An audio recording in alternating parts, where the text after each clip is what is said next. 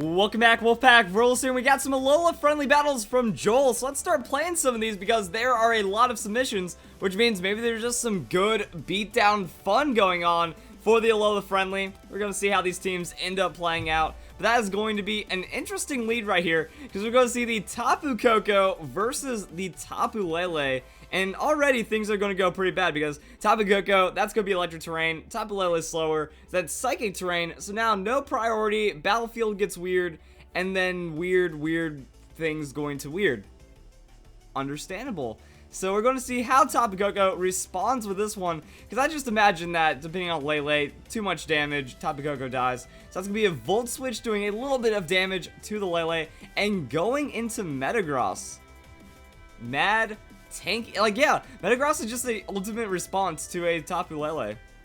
So Moonblast, wow, that's kind of a surprising amount of damage considering the Metagross. But Tapu Lele does have the Shadow Ball, and that is going to give up the Metagross just like that. It'll happen. So now Tapu Koko comes back in, but it will reset the terrain. So now Electric Surge takes over, cutting Tapu Lele's damage down quite a bit, and we're going to see what the opponent does. Alright, keeps it in. That's going to be a Thunderbolt from the Tapu Koko. Tapu Lele will have enough to tank it out and throw back a Moonblast. So, big damage on the Tapu Koko, but it will not be enough to KO. And that is going to be a withdrawal for the Tapu Lele going into the Garchomp. Happens. Like, yeah, that's going to be Thunderbolt getting absorbed right there. And then we're going to see what Tapu Koko throws out. Actually switches. Oh, nice. Switches into the Gyarados. So yeah, that flying type. Earthquake isn't going to do anything. And Intimidate also going to hurt the Garchomp's setup quite a bit. As Electric Seed. Wait. That's fancy. And then Garchomp throws down the Outrage. So that's a Garchomp Outrage. That's a Life Orb, Garchomp Outrage. And then Gyarados just sets up a free Dragon Dance off of that. So yeah, the +1 defense and -1 attack means where Garchomp is having very little effectiveness. And he's just stuck on the Outrage, so Gyarados kind of gets to do whatever it wants. Ooh. I'm also guessing that because of the Dragon Dance outspeed. Wait, no, that was on the same turn because of switching. It's weird how all that well, actually, no, that didn't happen on switching. So that means Gyarados is like full bulk, still getting outsped, but now it should be outspeeding everything. Okay. Like, that was weird. I wasn't expecting the speed to run that way, but that's going to be an Ice Fang onto the Garchomp. Super effective. Rough Skin's going to activate, but it doesn't matter. And Gyarados got all the stats that it needed to with the +2. So getting the right setup, and now it's going to be the Nihilego, and yeah, like, I don't see anything that can work for the opponent. Unless Focus Sash? Alright, not Focus Sash. Super effective hit on Nihilego. That's going to take it out. Waterfall, too much damage. And then Tapu Lele already weakened. So, the Electric Seed, Gyarados, turning it around. And I love the idea, even though it's like one of the weirder things, because when you think Electric Seed, you think, that's not good on a Pokemon with a 4x weakness to electric. That's really not what it's about, because if electric terrain is up anyways, Gyarados kind of dies. But if you're synergizing it with the rest of your team, that means Gyarados is gaining free defense. It's getting bulkier, so maybe you like have a high hit point, high special defense Gyarados, you Intimidate into the Seed, and then you 2 Dragon Dance, and then you sweep the opponent's team. We just saw it happen. Let's go and see what else we have from these Alola friendly battles as well. Okay. So now I'm very intrigued. It looks like if the opponent has Tapu Koko, you don't bring your own. And if they don't have Tapu Koko, you bring your own Tapu Koko for the Seed to activate. Is it going to work? So I really want to talk more about like the Gyarados and how that breaks down. Because that's some really cool stuff that's going on. And how the last battle went. Because yeah, even though it was a Tapu Lele, we were still able to make it work because I guess if you're and the item's locked in. It's not like he changed his team around between battles. This is all Alola friendly. So it looks like you make it work and it can still work. So Flygon probably has just like a good just stop to the Tapu Koko. Tapu Koko, I was about to say, I don't know what could happen here. So Flygon, Scarf U-turn, no Earthquake to try to take down the Tapu Koko. But using this as an opportunity to just kind of scout out, go into the Metagross, and then just kind of have some things happen. So Tapu Koko throws down the Dazzling Gleam. I mean, I feel like this is probably rehearsed in a good way. You don't get the Electric type hit, so you're forcing Tapu Koko to do the move that it doesn't want to do. Then Metagross goes for a Bullet Punch into Tapu Koko, and oh, it's not enough to KO though. So that's going to be a Thunderbolt onto Metagross, and that is going to be too much damage. But we can see that Flygon has that Scarf, or Tapu Koko will KO itself.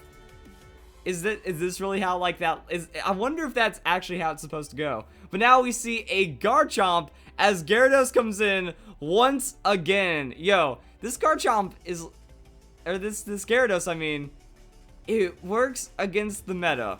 Because as you can see, we just completely body Garchomp.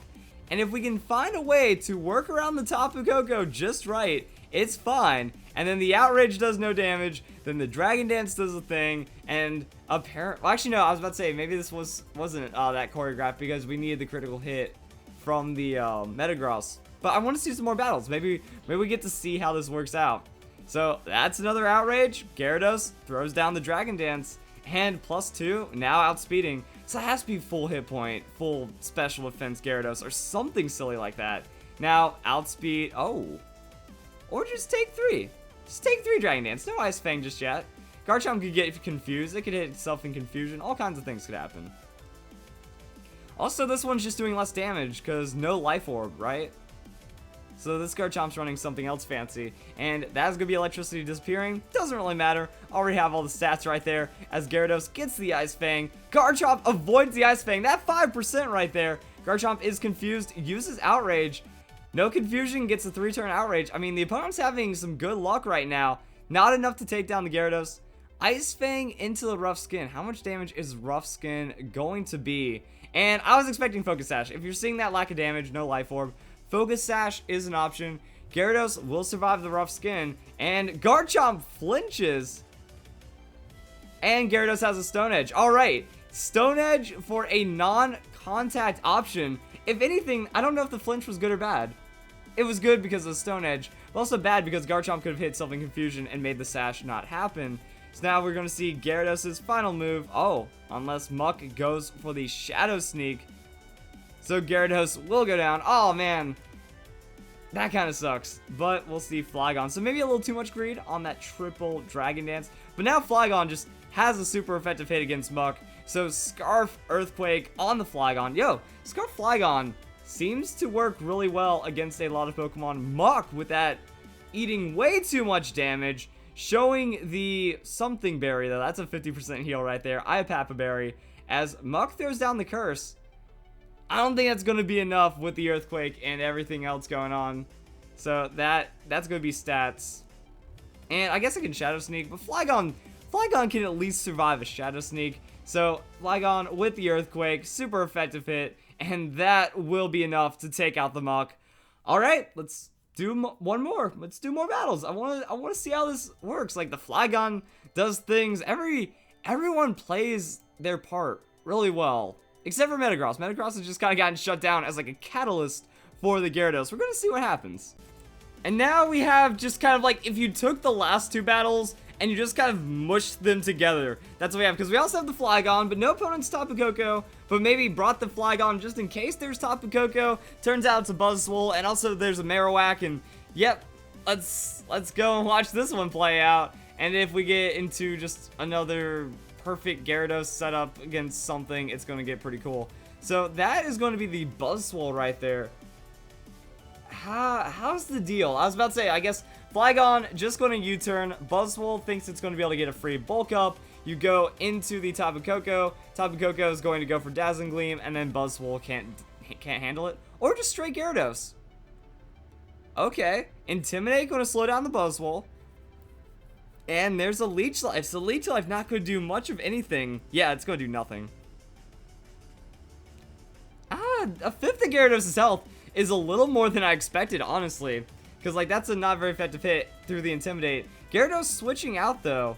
So, I guess maybe responding if it was a bulk up or not. And then now that's going to be the Tapu Koko. Also, maybe setting up for the Tapu Koko as well. Intimidate, hit, and run is going to work really well.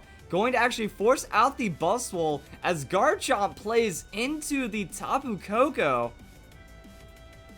Fun stuff. It has to withdraw the Garchomp immediately, going into that Alolan Marowak. Like, that was pretty much the only option left. Tapu Koko with that Dazzling Gleam does good damage against the Buzzwole and Garchomp very susceptible to this right now. So Marowak covers for all the options and then shuts it down to where Tapu Koko can't even stay in for some other damage. But now we're going to see how we match up against the Gyarados, or not the Gyarados, the Alolan Marowak. Intimidate, Electric Seed, it's all doing the thing, and then Shadow Bone from that reduced damage. That's still a lot. Like, these Pokemon just hit so hard right now. Going to be forced to withdraw the Marowak as Buzzwole comes in, but that's going to be a free Dragon Dance. Now, how many Dragon Dance is going to be set up against the Buzzwole right now? We know the Leech Life, it's okay damage. We know there's like okay-ish damage. Maybe more than Gyarados would like to see, but just the +1 into the Waterfall, not going to be enough to 2-hit KO. Poison Jab on the Buzzwole, so trying to throw down some damage, does get the status, and that was pretty big right there. So, I don't really, like now Gyarados is in KO range. So the only thing that could work is like Waterfall Flinch, and then another Waterfall, but is Buzzwole in the 3-hit KO range after the one Dragon Dance? It's such a bulky Pokemon. So, unfortunately, we don't get to see much else out of the Gyarados. It does go down. And what does that leave? That means just gotta do something. I don't know how you can bring this one back. So, that's gonna be the Tapu Koko. You just Dazzling Gleam into the Alolan Marowak.